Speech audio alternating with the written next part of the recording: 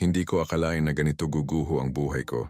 Ako si Paulo, 37 taong gulang, at akala ko ay naayos ko na ang lahat ng piraso ng buhay ko.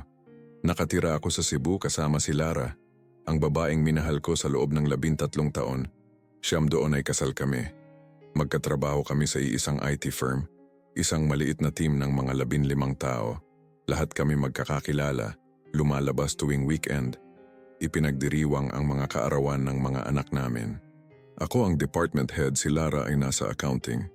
Mayroon kaming magandang kondo na may tanawin ng dagat, mga plano para sa anak, mga usapan tungkol sa hinaharap na tumatagal hanggang gabi habang umiinom ng alak sa terrace. Mukhang perpekto ang lahat, pero tulad ng karaniwan ang perpeksyon ay marupok. Nagsimula ito ng banayad. Si Lara ay naging malamig, malayo. Sinasabi niyang pagod siya, na stressful ang trabaho, na kailangan niya ng espasyo. Tinanggap ko yon. Binigyan ko siya ng espasyo. Huminto kami sa sabay na paghahapunan araw-araw. Huminto kami sa pag-uusap tungkol sa maliliit na bagay. Kapag sinusubukan kong hawakan ang kanyang kamay, bigla niya itong binabawi na parang napaso. Natutulog kami sa iisang kama na parang mga estranghero. Tinanong ko siya ng maraming beses kung ano ang nangyayari. Sinubukan kong makipag-usap. Iminungkahi kong pumunta kami sa therapist. Kahit ano, lagi niya lang akong tinataboy. Sinasabing nag-overreact ako, na gumagawa ako ng problema kahit wala. Tapos napansin ko ang maliliit na bagay. Bagong pabango na hindi ko binili para sa kanya. Mas matagal siyang umuuwi galing trabaho. Ang cellphone niya, laging nakataob. Mga palihim ng ngiti kapag nakatingin sa screen. Sumisikip ang dibdib ko sa tuwing nakikita ko yon. Pero ayoko maging yung tipo ng lalaki. Yung selosong siraulo na nagche-check ng messages. Nagtiwala ako sa kanya. Minahal ko siya. At akala ko sapat na yon. Ang tanga ko pala. Isang gabi malapit nang magtapos ang tag-araw, mag-isa akong nakaupo sa terrace. Wala na naman si Lara, sabi niya ay makikipag-inuman sa isang katrabaho. Pinanood ko ang paghampas ng mga alon sa baybayin sa ibaba namin. At naramdaman kong may namamatay sa loob ko. Naramdaman kong nawawala na sa akin ang asawa ko. Pero hindi ko alam kung paano. Hindi ko alam na nawala na pala siya sa akin ilang buwan na ang nakakaraan. Hindi ko alam na tinraidor niya ako sa paraang hindi ko sukat akalain. At ang pinakamasama, hindi ko alam na ang paparating ay mas malala pa kaysa sa mismong kataksilan. Nang umuwi siya ng gabing yon, mga hating gabi bahid ang lipstick, sinubukan ko ulit makipag-usap. Sinabi ko sa kanya na nararamdaman kong lumalayo kami sa isa't isa, na gusto kong bumalik kami sa dati, na kailangan namin ng tulong. Tiningnan niya ako ng may malamig, halos mapanghamak na ekspresyon na nagpayelo sa dugo ko. Wala nang tayo, Paulo. Mahina niyang sabi. Dapat na-realize mo yan ilang buwan na ang nakakaraan. At pumasok siya sa kwarto, isinara ang pinto. Naiwan akong nakatayo sa pasilyo, nararamdamang gumuho ang mundo ko. Akala ko, yun na ang pinakamababa. Akala ko wala nang masasama pa sa pag-alam na hindi ka na mahal ng asawa mo. Pero wala akong kaalam-alam. Ang ilalim pala ay mas malalim pa kaysa sa aking inaakala. At si Lara ay handang itulak ako diretso sa bangin. Ang hindi ko lang alam ay hindi siya nagsasayang ng oras sa simpleng bagay tulad ng paghingi ng diborsyo. Hindi, si Lara ay may plano. Isang plano na ganap na wawasak sa akin, nakukuha ng lahat. Trabaho, kaibigan, dignidad, pangalan. At ang plano ay napakatalino sa kalupitan nito. Nagsimula itong umandar ilang araw lang pagkatapos ng huling pag-uusap namin. Chorsin, nagsimula ang lahat ng tawagin ako ng direktor ng kumpanya, si Mr. Reyes, sa opisina niya. Naroon din ang aming HR head, si Ms. Santos, na may seryosong mukha. Agad na kumabog ang dibdib ko. Alam kong may mali. Paulo, may kailangan akong itanong sa'yo. Sabi ni Mr. Reyes na tila naiilang. May mga natatanggap kaming anonymous reports. Seryosong mga reklamo tungkol sa pag-uugali mo. Hindi ko naintindihan. Anong pag-uugali? Wala akong ginagawang masama. Isa akong maaasahang empleyado, isang leader na nag-aalaga sa team ko. Anong klaseng mga reklamo? Tanong ko. Ramdam ang paghilab ng sikmura ko. Tumingin si Mrs. Santos sa mga papel sa harap niya. Mga akusasyon ng sexual harassment, Paulo. Ilang empleyada raw ang nagrereklamo sa mga komento mo paghawak at hindi naangkop na mga biro. Huminto ang mundo ko. Hindi yun totoo. Wala ni isa doon ang totoo. Kahit kailan ay hindi ko naisip na gumawa ng ganong bagay. Pero nakita ko kung paano nila ako tingnan. Nakita ko ang pagdududa sa kanilang mga mata. At alam ko sa sandaling yon, kung sino ang nasa likod ng lahat. Si Lara. Ito ang paraan niya para tanggalin ako. Pero hindi ko inakala kung hanggang saan siya aabot. Sinuspinde nila ako kaagad. Habang nililinaw natin ang sitwasyon, sabi ni Mr. Reyes, pero alam naming pareho kung ano ang ibig sabihin noon. Sa isang lungsod na tulad ng Cebu, ang mga ganoong chismis ay mas mabilis kumalat kaysa hangin. Sa pagtatapos ng araw, alam na ng lahat. Nakatanggap ako ng ilang mensahe mula sa mga kasamahan, maikli, alanganin. Anong nangyari? Totoo ba yon? Karamihan ay basta na lang akong inignora. Tinawagan ko si Mr. Reyes kinagabihan. Sinubukang ipaliwanag na kasinungalingan ng lahat, na may naninira lang, na wala akong ideya kung sino ang gagawa noon. Pero narinig ko sa boses niya, hindi na siya naniniwala. May mga testimonya kami, Paulo. Kailangan mong maintindihan, kailangan naming seryosohin to. Testimonya. Anong putang inang testimonya? Umuwi akong wasak. Naroon si Lara, nakaupo sa sala, nakatingin sa cellphone. Sinabi ko sa kanya ang nangyari. Inaasahan ang pag-aalala, suporta, kahit ano. Tiningnan niya lang ako ng malamig. Baka naman lumagpas ka sa linya ng hindi mo namamalayan, sabi niya. Ang mga salitang, yon. Ang mga pesteng salitang yon ay tumusok sa puso ko na parang kutsilyo. Hindi niya ako ipinagtanggol.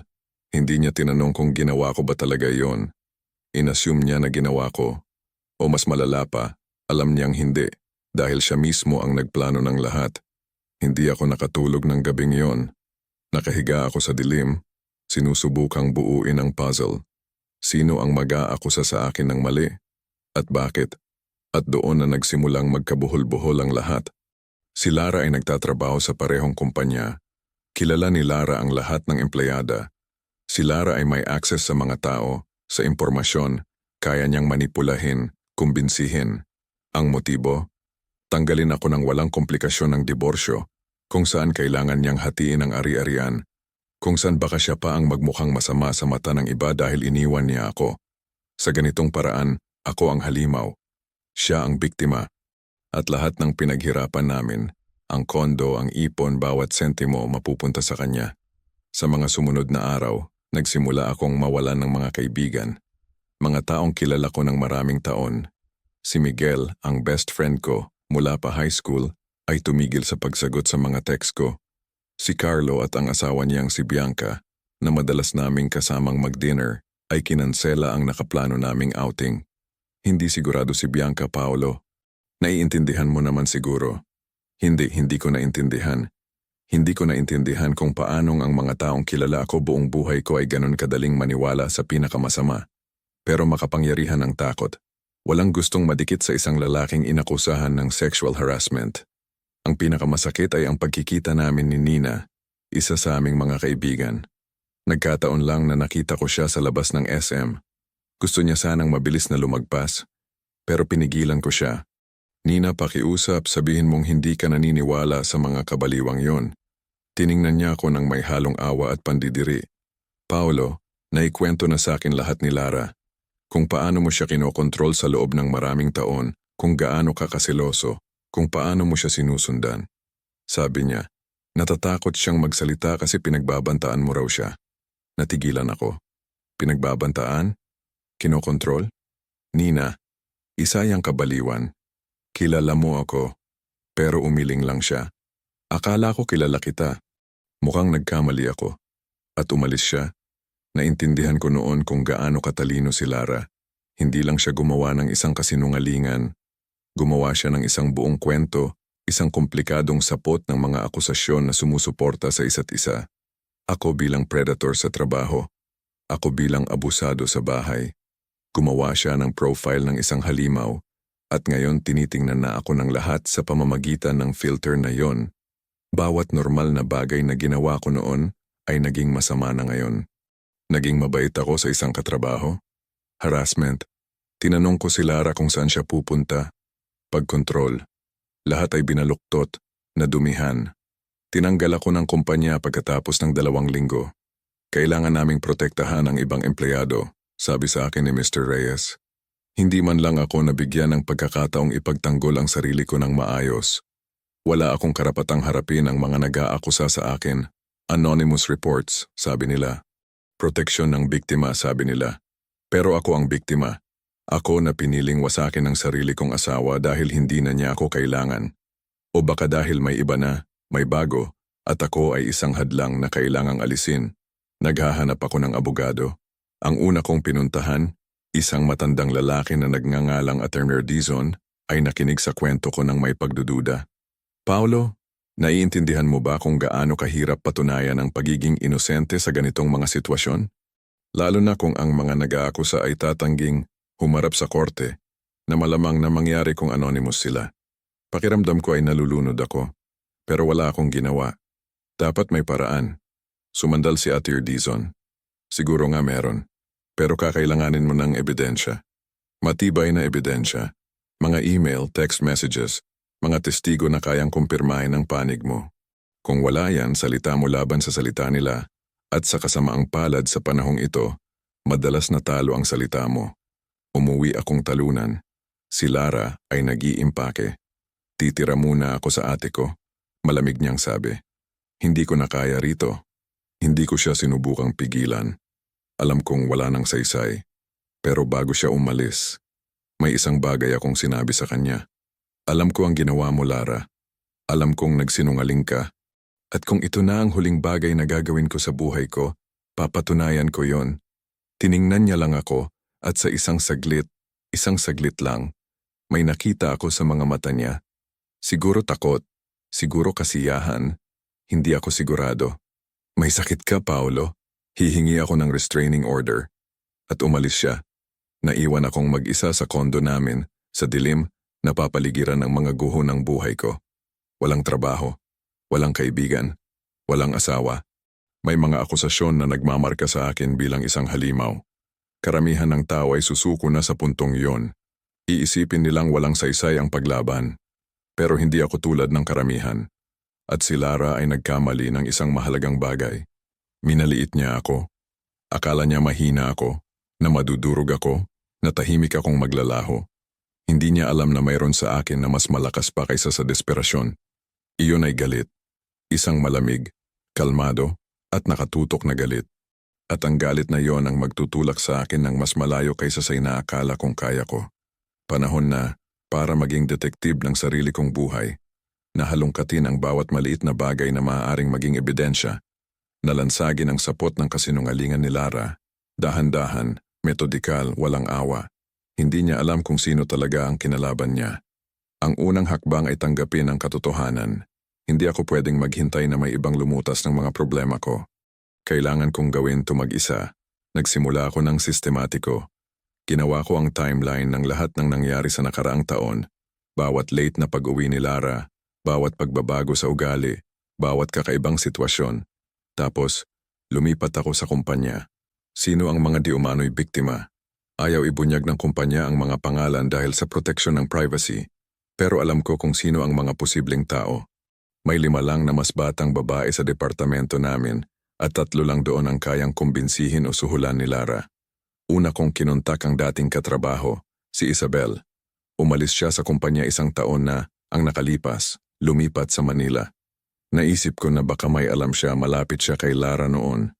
Tinawagan ko siya, ipinaliwanag ang sitwasyon. Nagulat si Isabel. Paulo, kalokohan yan. Wala kang ibang ipinakita kundi pagiging propesyonal. At may sinabi siya na nagbigay sa akin ng pag-asa. Pero alam kong galit sa'yo si Lara noong nakaraang summer. Tanda ko, sinabi niya sa akin minsan sa coffee shop na naiinis siya sa'yo, na gusto ka na niyang mawala. Akala ko tungkol sa diborsyo ang sinasabi niya. Pero ngayong iniisip ko, tinanong ko siya kung handa siyang tumistigo. Nag-alinlangan siya. Paulo, may bago na akong trabaho, bagong buhay. Ayokong makialam, naintindihan ko. Pero iniwan kong bukas ang pinto. Kung magbago ang isip mo, pakiusap, sabihan mo ako. Ang susunod na hakbang ay teknolohikal. Matalino si Lara, pero hindi siya eksperto sa digital security. Mayroon kaming shared account para sa mga bayarin sa bahay. pati na rin shared cloud para sa mga litrato. Ilang buwan ko nang hindi yon tinitingnan, nagtitiwala sa kanya. Ngayon hinalughog ko lahat at nakita ko isang email mula 6 na buwan na ang nakalipas sa pagitan ni Lara at ng isang lalaking nagngangalang Marco. Isang palitan ng pagmamahalan, mga plano. Kailangan kong tanggalin si Paulo. Sulat niya. Malapit na. May plano ako. Nanginginig ang mga kamay ko habang binabasa yon. At tapos ang mas magandang bahagi, isang usapan sa pagitan ni Lara at ni Ana, isa sa mga mas batang katrabaho. Ana, alam kong kailangan mo ng pera para sa tuition mo. Sabihin nating may nag-donate sa'yo. Basta pumirma ka lang sa isang statement. Alam kong wala siyang ginawa sa'yo, pero kailangan kong sabihin mo na meron. Isang beses lang. Pakiusap. Pumayag si Ana kapalit ng 100,000 piso. Hawak ko na sila. Hawak ko na ang mga putang inang ebidensya. Pero hindi ako dapat magkamali. Sinisave ko ang lahat, pinadala sa email ko sa 3 magkakaibang address, nilagay sa USB stick, sa cloud. Tapos bumalik ako kay Atayng Dizon. Pinakita ko sa kanya ang lahat. Nagbago ang mukha niya. Paulo, ito ay higit pa sa sapat. Pwede tayong magsampa ng kasong libelo. Pwede nating hilingin na bawiin ang mga anonymous reports. Pwede tayong... Excited siya. Sa unang pagkakataon sa loob ng maraming linggo, may naramdaman ako bukod sa lungkot. Naramdaman ko ang lakas. Gumawa si Attorney Dizon ng formal na demand sa kumpanya na ibunyag ang pagkakakilanlan ng mga nag-akusa o bawiin ang mga paratang. Gamit ang mga ebidensyang nakalap ko, nagbanta kami ng malaking kaso. Nataranta ang kumpanya. Personal akong tinawagan ni Mr. Reyes. Paulo, kailangan nating mag-usap. Nagkita kami sa isang coffee shop, neutral ground. Pinakita ko sa kanya ang mga email. Pinakita ko sa kanya ang usapan ni Lara at Ana. Nakita ko ang pagbabago sa mukha niya, mula sa hindi paniniwala patungo sa galit. Bakit hindi mo to pinakita sa akin noon? Tanong niya. Dahil hindi ko alam. Dahil nabigla ako. Dahil tinanggal niyo ako bago pa ako magkaroon ng pagkakataong ipagtanggol ang sarili ko. Sabi ko, sinusubukang kontrolin ang galit. Huminga ng malalim si Mr. Reyes. Bibigyan kita ng pagkakataong bumalik. Lilinisin natin ng buo ang record mo at isang tapat na paghingi ng tawad. Hindi sapat yan, malamig kong sabi. Gusto ko ng pampublikong paghingi ng tawad. Gusto kong ipaliwanag na ang mga akusasyon ay mali. At gusto kong matanggal sa trabaho si Lara at lahat ng sangkot sa kasinungalingan. Sinubukan ni Mr. Reyes na makipagtawaran pero alam niyang wala siyang pagpipilian. Ang ebidensya ay hindi matitinag. Inabot pa ng 1 linggo bago maayos ang lahat. Umamin si Ana sa ilalim ng pressure, umiiyak, sinasabing nagsisisi siya na kailangan niya ng pera. 2 pang babae, sina Maya at Liza, ay umamin din na pumayag silang gumawa ng kwento matapos silang kumbinsihin ni Lara na pinangakuan sila ng promosyon, pera at iba't ibang bagay. Lahat ay planado, bawat pesteng salita, at si Lara ang konduktor ng buong opera. Naglabas ng opisyal na pahayag ang kumpanya. Matapos ang masusing investigasyon, natuklasan namin na ang mga akusasyon laban kay Paulo Gonzales ay walang batayan at resulta ng malisyosong manipulasyon. Ipinapaabot namin ang aming walang reserbang paghingi ng tawad kay G. Gonzales at ibinabalik siya sa kanyang posisyon ng may buong kompensasyon para sa pinsalang natamo. Pinadala nila ito sa lahat ng empleyado, partner at kliyente. Pinost ko ito sa aking Facebook para makita ng lahat. Huli na para pigilan ang ilang chismis, pero kahit papaano, lumabas ang katotohanan. Si Lara ay tinanggal sa trabaho sa mismong araw na yon. Wala ako roon, pero ikinuwento sa akin ni Mr. Reyes. Sinubukan niyang mag-deny, umiyak, sinabing pagkakamali lang yon na wala sa konteksto. Pero naroon ang ebidensya, black and white. Kinailangan niyang umalis sa gusali kasama ang security, kahiya-hiya, sa harap ng lahat. Lahat ng ginawa niya sa akin, nangyari ngayon sa kanya. Ang pinagkaiba lang sa kaso ko kasinungalingan yun. Sa kanya totoo. Nagsimulang magparamdam muli ang mga kaibigan. Nagpadala si Miguel ng mahabang mensahe, humihingi ng tawad. Sinasabing gago siya dahil hindi siya naniwala sa akin. Inanyayahan ako ni Carlo at Bianca sa hapunan. Alanganin, puno ng guilt. Hindi ako tumanggi. Wala sa ugali ko ang tanggihan ng alok na kapayapaan. Pero may nagbago. Hindi ko na sila pinagkakatiwalaan tulad ng dati. Nakita ko kung gaano karupok ang mga ugnayang iyon.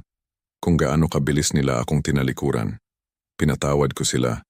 Pero hindi ko kinalimutan. Tungkol naman kay Lara, kinasuhan ko siya. Para sa paninirang puri. Para sa emotional damage. Para sa conspiracy. Si Attorney Dizon ay walang awa sa korte. Bawat ebidensya, bawat mensahe, bawat email ay inilatag. Sinubukan ni Lara na ipagtanggol ang sarili. Kumuha siya ng mamahaling abogado, pero wala silang argumento. Ang katotohanan ay mas malakas kaysa sa anumang depensa. Pumanig sa akin ng korte. 3 milyong piso bilang danyos. Pero hindi ito tungkol sa pera. Tungkol to sa katarungan. Nawala lahat kay Lara. Trabaho, reputasyon. Iniwan siya ng mga kaibigan tulad ng pag-iwan nila sa akin noon. Nakita ko siya minsan sa kalye, ilang buwan pagkatapos ng paglilitis. Mukha siyang wasak, maputla, parang anino ng taong dati kong kilala. May gusto siyang sabihin marahil ay humingi ng tawad. Pero nilampasan ko lang siya ng walang salita. Hindi niya deserve kahit ang mga salitang iyon. Si Marco, ang lalaking dahilan kung bakit niya ginawa ang lahat ng ito. Iniwan siya sa sandaling pumutok ang iskandalo. Ayaw niyang madawit dito. Nakakatawa halos ang kabalintunaan. Ngayon, iba na ang buhay ko. Bumalik ako sa trabaho, pero hindi na ako ang dati. Binago ako ng karanasan. Natutunan ko na ang mga tao ay hindi palaging tulad ng inaakala mo. Natutunan ko na ang tiwala ay kailangang paghirapan, hindi lang basta ibinibigay. At natutunan ko na ang katotohanan, gaano man katagal, ay palaging nakakahanap ng paraan upang lumabas sa liwanag. At si Lara, natutunan niya na kapag sinusubukan mong sirain ang isang tao, mas mabuting siguruhin mong tatapusin mo ang trabaho. Dahil kung may matirang kahit kapiraso sa kanila, babalik ang pirasong yon. At wala itong awa. First Yamani, kung sinusubaybayan niyo ang kwento, mag-subscribe sa channel, mag-iwan ng like at sabihin sa akin kung ano ang iniisip niyo sa lahat ng nangyari. Ang mga unang buwan pagkatapos ng tagumpay ay kakaiba. Tinitingnan ako ng mga tao ng iba may halong paghanga at pagkailang. Ako yung taong ipinaglaban ng katarungan, nakagalang-galang, pero paalala rin ako kung gaano kabilis naniwala ang lahat sa pinakamasama tungkol sa akin. Ang realidad na yon ay nakabitin sa hangin sa tuwing kausap ko ang mga dati kong kaibigan. Sinubukan ni Miguel na maging tulad ng dati, inaaya akong uminom ng beer. Pero may hindi nakikitang hadlang sa pagitan namin. Sinabi ko sa kanya minsan, pagkatapos ng pangatlong beer, alam kong kailangan ko ng ebidensya para makaahon sa butas na pinagbagsakan ko. Pero hindi ko akalain na kakailanganin ko pa ng ebidensya para lang paniwalaan ako ng sarili kong mga kaibigan. Tumingin lang siya sa baso niya, hindi alam ang sasabihin. Nagpatuloy ang trabaho. Pero ako hindi. Ibinalik ako ni Mr. Reyes sa posisyon. Binigyan ako ng aumento bilang bayad pinsala pero tensyonado ang atmosfera. Ang ibang mga kasamahan ay hindi alam kung paano kikilos. Sina Ana, Maya at Liza ay natanggal din na makatarungan. Pero may naiwang kakaibang vacuum sa opisina.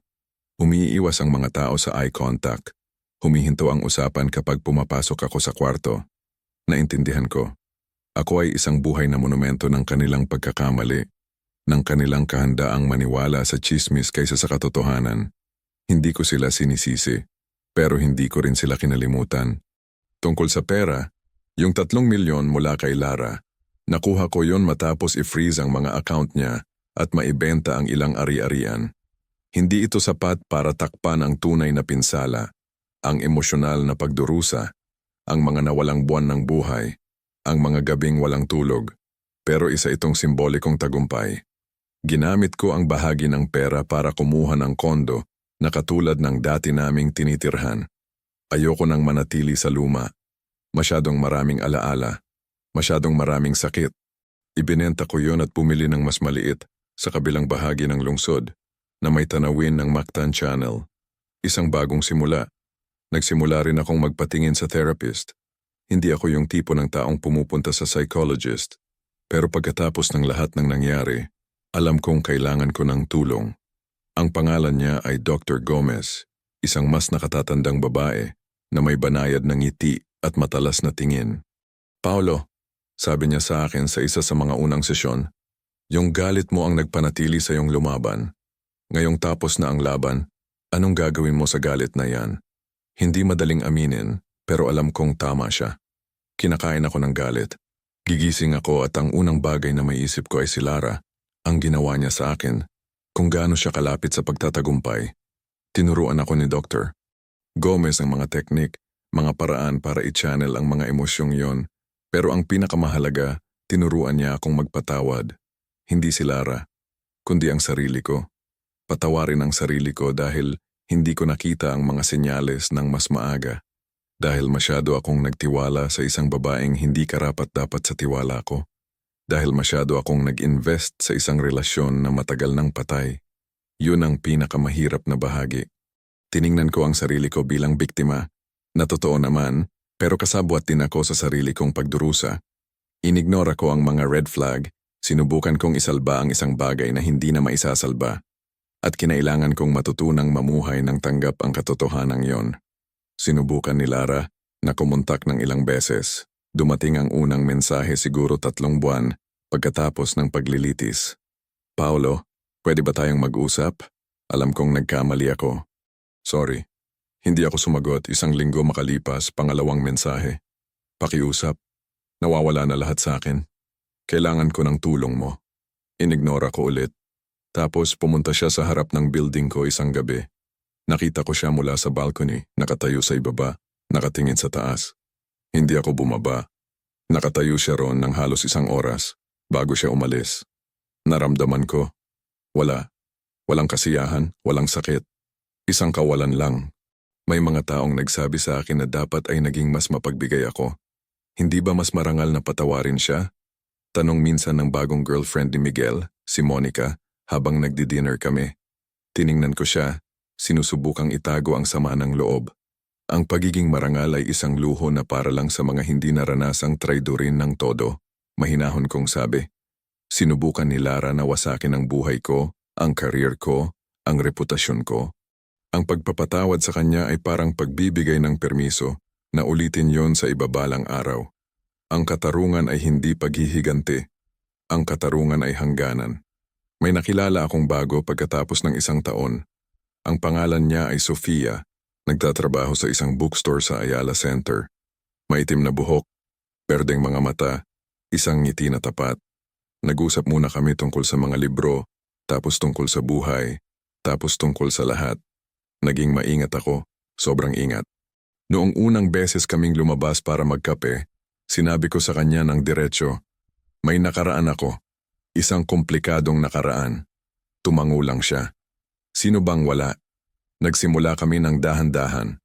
Walang pagmamadali, walang pressure. Pakikipag-date lang, pagkilala, pagbuo ng isang bagay na hindi nababahiran ng pagdududa. Pero sa tuwing sinasabi sa akin ni Sofia, nalalabas siya kasama ang mga kaibigan niya. Nakakaramdam ako ng matinding pagsikip sa dibdib. Sa tuwing medyo late siyang mag-reply sa text, umaatake ang paranoia. Alam kong hindi ito makatwiran. Alam kong si Sofia ay hindi si Lara. Pero sinusundan ako ng trauma. Ipinaliwanag sa akin ni Dr. Gomez. Ang PTSD ay hindi lang para sa mga sundalo, Paolo. Ang kataksilan mula sa isang taong mahal mo ay maaring mag-iwan ng permanenteng mga peklat. Isang pakikibaka ang matutong magtiwala muli. Pero si Sofia ay mapagpasensya. Kapag sinasabi ko sa kanya na may kailangan akong itanong, sasagutin niya ng may pangunawa. Ipapakita niya sa akin ang mga mensahe kung paranoid ako. Naging transparent siya. Dahan-dahan, napakabagal, nagsimula akong gumaling. Lumipas ang halos 2 taon. Umalis si Lara sa Cebu, nalaman ko kalaunan. Pumunta siya sa Singapore, sinusubukang magsimula muli sa lugar kung saan walang nakakakilala sa kanya. Si Marco, ikinasal sa ibang babae, na parang hindi kailanman umiral si Lara. Sina Ana, Maya at Liza ay nawala na rin sa lungsod. Dahan-dahan nakakalimot ang mga tao. Ganoon talaga ang mundo. Kumukupas ang mga iskandalo, naluluma ang mga kwento, nagpapatuloy ang buhay. Pero hindi ako nakalimot. At hindi ako makakalimot. Dala ko ang mga sugat na yon, pero natutunan kong mamuhay kasama sila. Naging bahagi na sila ng akin, bahagi ng kwento ko. At ang kwentong yon, gaano man kasakit, ay nagtapos sa aking tagumpay. Marahil hindi isang perpektong tagumpay pero tagumpay pa rin. Nag-propose ako kay Sofia pagkatapos ng 1 taon at kalahating relasyon. Simple lang, walang drama, walang malaking palabas. Kaming dalawa lang sa isang beach sa Bantayan, kung saan kami nag-weekend trip, may picnic at tanawin ng dagat. Pakakasalan mo ba ako? Tanong ko sa kanya. Hawak ang isang simpleng gintong singsing. Umiyak siya, tumango. Niyakap ako ng mahigpit na naramdaman kong medyo gumaling ang bawat lumang sugat.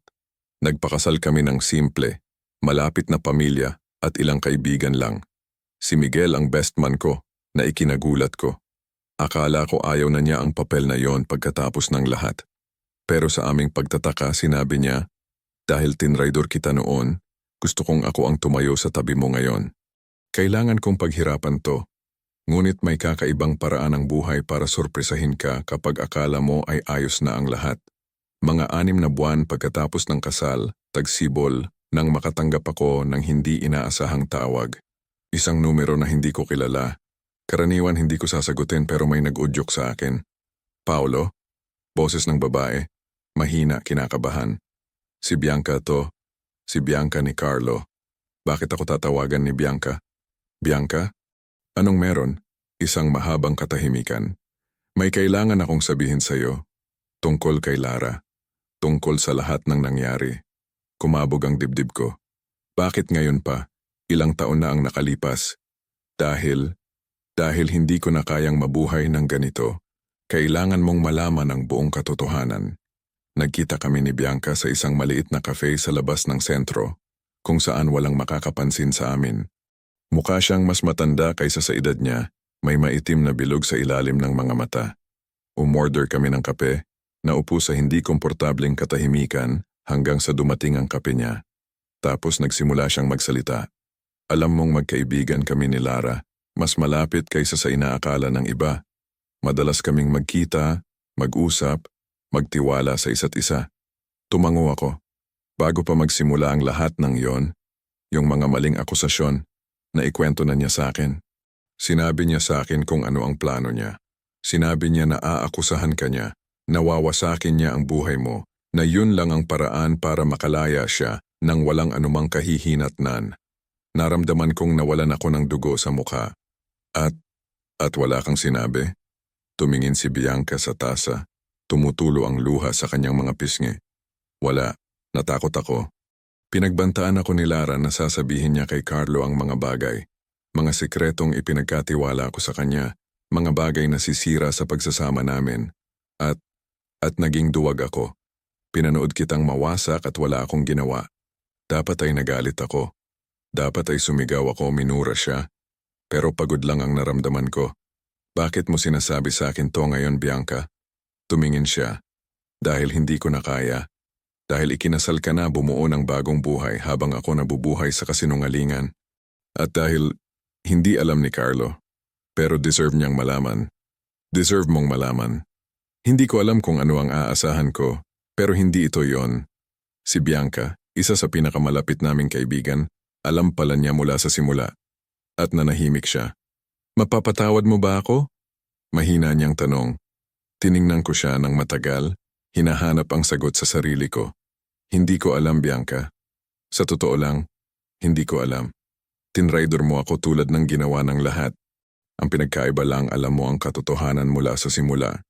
Tumayo ako, iniwan ng pera para sa kape sa mesa. Sabihin mo kay Carlo, deserve niyang malaman kung anong klaseng babae ang pinakasalan niya. Tapos na ako sa parting yan ng buhay ko. At umalis ako. Hindi ko agad sinabi kay Sofia. Inabot ng ilang araw bago ko maproseso. Paanong may isang taong napakalapit sa akin na nakakaalam at nanahimik? Ilan pa kayang tao ang nakakaalam? Ilan pang sikreto ang nakabaon? Kalaunan, ikinuwento ko sa kanya isang gabi habang nakahiga kami sa kama. Niyakap lang ako ni Sofia, nakinig. Paulo, may mga taong hinding-hindi mo maiintindihan. Masama ang ginawa ni Bianca. Pero sa tingin ko, yung paglapit niya ngayon ay nagpapakita na mayroon pa rin siyang kahit katiting na konsensya. Katiting? Mapait kong sabi. Walang kwenta ang katiting. Kulang na kulang yon para sa ginawa sa akin. Tinawagan ako ni Carlo 1 linggo makalipas. Paulo, narinig ko na. Sinabi na sa akin lahat ni Bianca. Basag ang boses niya. Hindi ko alam ang sasabihin ko. Sinusubukan kong intindihin kung bakit. Paano? Gumagawa ang mga tao ng masasamang bagay kapag natatakot sila, Carlo. Si Lara ay isang manipulador. Si Bianca ay mahina. Ang kombinasyon nilang dalawa ay lason. Pwede ba tayong magkita? Tanong niya. Ayoko sana. Gusto ko nang putulin lahat ng koneksyon sa bahaging yon ng buhay ko. Pero may isang bagay sa boses niya, desperasyon, pangangailangan, na nag-udyok sa aking sumang-ayon. Nagkita kami sa parehong cafe kung saan ko nakausap si Bianca. Mukhang anino ng dati niyang sarili si Carlo. Maghihiwalay na kami, simpleng sabi niya. Si Bianca at ako, hindi ko kayang magpatuloy kasama siya pagkatapos nito. Tuwing umaga titingnan ko siya at iisipin ko kung ano pa ang kasinungalingan niya. Naintindihan ko. Naramdaman ko rin yon kay Lara. Nalulungkot ako para sa'yo, Carlo. Umiling siya. Hindi mo kailangang malungkot, mas malala ang pinagdaanan mo. At ako, tinraidor din kita. Naniwala ako kay Lara, hindi sa'yo. At kinakain ako noon araw-araw. Umorder kami ng beer. Nag-usap kami ng maraming oras tungkol sa buhay, sa kataksilan, sa kung paano magpatuloy. Naging terapeutiko ito. Alam kong may pagpipilian ako. Pwede kong hayaan ang bagong revelasyong ito, ang kataksilan ni Bianca, na hilahin akong pabalik sa dilim.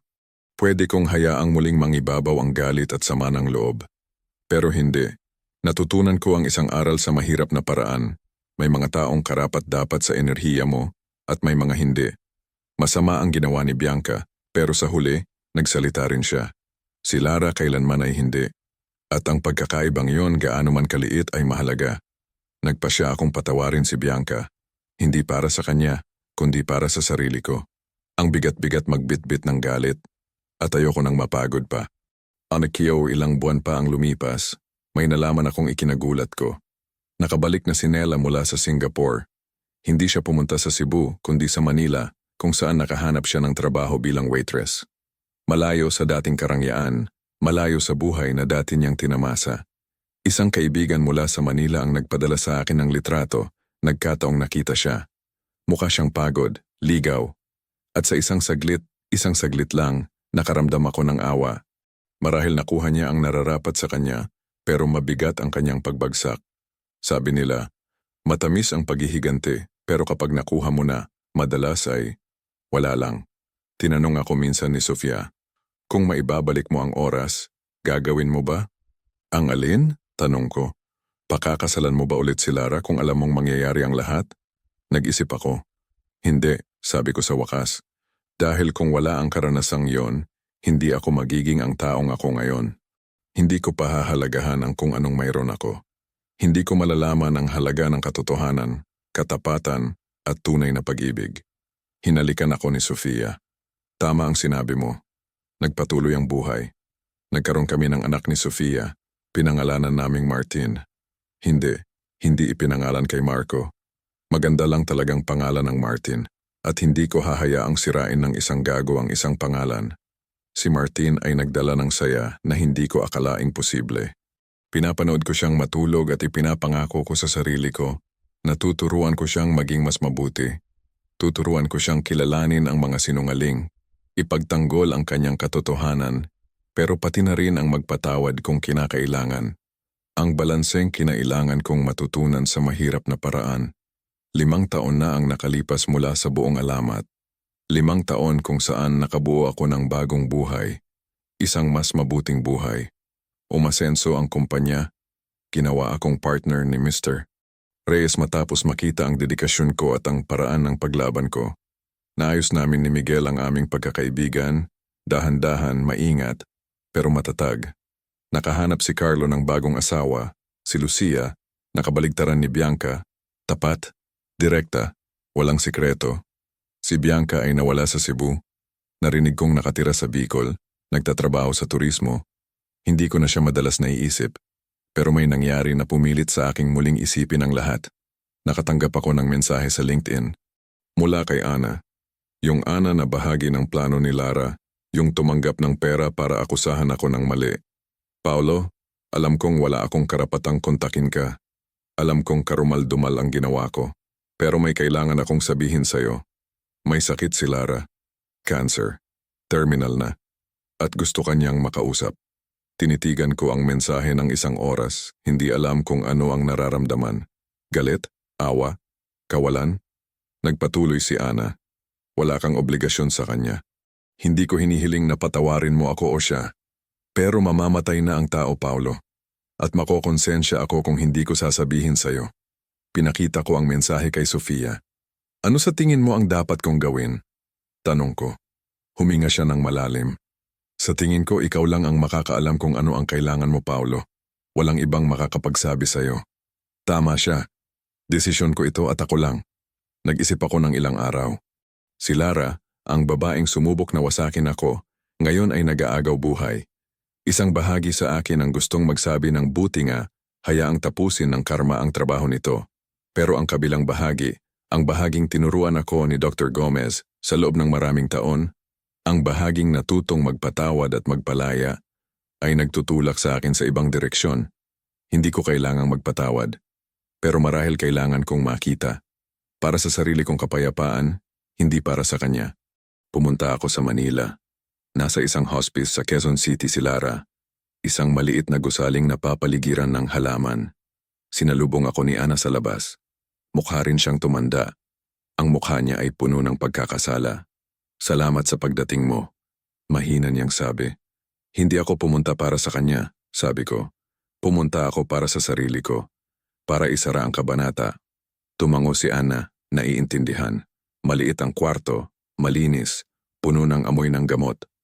Nakahiga si Lara sa kama, isang anino ng dati niyang sarili. Halos wala na siyang buhok, ang balat niya ay maputla at nakabatak sa kanyang mga buto. Minulat niya ang kanyang mga mata nang pumasok ako. Paulo, bulong niya, dumating ka. Umupo ako sa silyang katabi ng kama, pinapanatili ang distansya. Dumating ako, simpleng sabi ko, pero hindi ko alam kung bakit. Sinubukan ni Lara na ngumiti, pero mas mukha itong ngiwi. Kailangan kong sabihin sa iyo ang isang bagay. Kailangan kong sabihin sa iyo ang totoo. Anong katotohanan, Lara? Hindi pa ba sapat ang nagawa mo? Ipinikit niya ang kanyang mga mata. Alam kong sapat na, pero gusto kong malaman mo na nagsisisi ako. Totoong nagsisisi ako. Ang mga salitang, yon. Napakatagal kong hinintay na marinig ang mga salitang yon at ngayong narinig ko na, ang pakiramdam ay, wala lang. Bakit, Lara? Tanong ko. Bakit mo ginawa yon lahat? Hindi pa ba sapat ang simpleng affair? Tumulo ang luha sa kanyang mga pisngi. Dahil duwag ako, natakot akong husgahan mo ako na kunin mo lahat sa akin. Kinumbinsi ako ni Marco na masyado mo akong mahal, na hinding-hindi mo ako pakakawalan. At naisip ko na ang tanging paraan para makalaya ay gawin kang halimaw. Para makita ka ng lahat bilang masama, at ako bilang biktima. Kaya ako ang naging halimaw sa halip na ikaw. Mapait kong sabi. Oo, bulong niya. At hindi ko na-realize kung gaano yun kamali hanggang sa huli na ang lahat, hanggang sa nawala sa akin ang lahat. Mga kaibigan, trabaho, si Marco, respeto, at pagkatapos, kalusugan. Tiningnan ko siya, sinusubukang makaramdam ng kahit ano.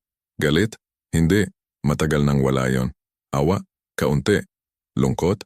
Marahil. Lara, hindi ko masasabing pinapatawad kita. Kasinungalingan yon. Tumango siya. Naiintindihan ko. Pero masasabi kong hindi na kita kinamumuhian. Hindi na kita dinadala sa puso ko bilang pabigat. Ang ginawa mo sa akin ay humubog sa akin. Pero hindi na yon ang nagdidikta kung sino ako. May maganda akong buhay. May asawa akong nagmamahal sa akin. Isang anak. Isang career. Nabawi ko ang lahat ng sinubukan mong kunin. Mabuti, mahina niyang sabi. Yun lang ang mahihiling ko. Na hindi ka nagtapos na wasak. Naupo pa ako kasama siya ng ilang minuto sa katahimikan. Wala nang kailangang salita. Lahat ay nasabi na, lahat ay tapos na. Nang tumayo ako para umalis, hinawakan niya ang kamay ko. Paulo, minahal mo ko dati. Naaalala ko at minahal din kita bago pa magkagulo ang lahat. Pwede ba akong humiling ng isang bagay? Depende sa kung ano, maingat kong sabi. Alalahanin mo ako kung sino ako dati, hindi kung sino ako ngayon, kahit minsan lang. Hindi ko yon maipapangako. Ang mga alaala namin, Kung ano kami bago ang lahat, ay nadumihan na ng ginawa niya. Pero tumango ako. Hindi para sa kanya. Para sa sarili ko. Para sa bahagi ng akin na minsan ay minahal ang babaeng ito. Bago siya naging sumpa ko, umalis ako sa hospice na may kakaibang pakiramdam. Hindi gumaan, hindi malungkot, kundi tapos na. Na parang ang huling kabanata ng libro ay natapos na at maaari ko nang isara ang pabalat. Sinundan ako ni Ana hanggang sa labasan. Mapapatawad? Mapapatawad niya ba ako kailanman, Paolo? Alanganin niyang tanong. Tiningnan ko siya. Ana, gumawa ka ng isang kakilakilabot na bagay. Pero umamin ka, taos-puso kang nagsisi. Higit pa yan sa ginawa ni Lara hanggang ngayon. Kaya oo, balang araw, siguro. Nakita ko ang ginhawa sa kanyang mga mata. Salamat. Malaking bagay yan sa akin. Nagmaneho ako pabalik sa Cebu na may kakaibang pakiramdam ng kapayapaan. Malapit nang mamatay si Lara at kasama niya, mamamatay na rin ang huling bahagi ng bangungot na yon. Hindi ko siya pinatawad, hindi sa totoong kahulugan. Pero pinakawalan ko na siya. At sapat na yon. Dumating ako sa bahay ng gabi na. Naghihintay si Sofia sa terrace. May isang baso ng alak. Kumusta? Tanong niya. Mahirap. Tapat kong sagot. Pero kailangan. Sa tingin ko, naisara ko na talaga ang kabanatang yon. Niyakap niya ako. At naramdaman ko ang init ng kanyang pagmamahal, ang seguridad ng kanyang presensya. Si Martin ay natutulog sa kanyang kwarto, may mga inosenteng panaginip. Pumasok ako ng tahimik, pinanood siya. Ipinangako ko sa sarili ko sa sandaling yon. Hindi ko hahayaang lasunin ng kapaitan ng nakaraan ang kanyang kinabukasan. Tuturuan ko siyang maging malakas pero mapagbigay rin. Tuturuan ko siya na ang katarungan ay hindi paghihiganti, kundi hangganan. Tuturuan ko siya na ang pagpapatawad ay hindi kahinaan kundi lakas. At tuturuan ko siya na may mga taong hindi karapat-dapat sa kanyang tiwala, pero hindi niya dapat hayaang gawin siyang mapangutya. Ang buhay ay nagturo sa akin ng mga aral na walang sino man ang gustong matutunan. Pero tinuruan din ako nito na ang isang tao ay hindi binibigyang kahulugan ng pinakamasamang bagay na nangyari sa kanya. Binibigyang kahulugan siya ng paraan kung paano siya tumugon dito. At pinili kong tumugon ng may dignidad, may katarungan, at sa huli, may kapayapaan. Minsang sinubukan akong wasakin ni Lara, pero nabuhay ako, at hindi lang yon, namulaklak ako. Kung sinusubaybayan niyo ang kwento, i-click ang subscribe, mag-like at sabihin kung ano ang iniisip niyo. Interesado ako sa inyong opinyon.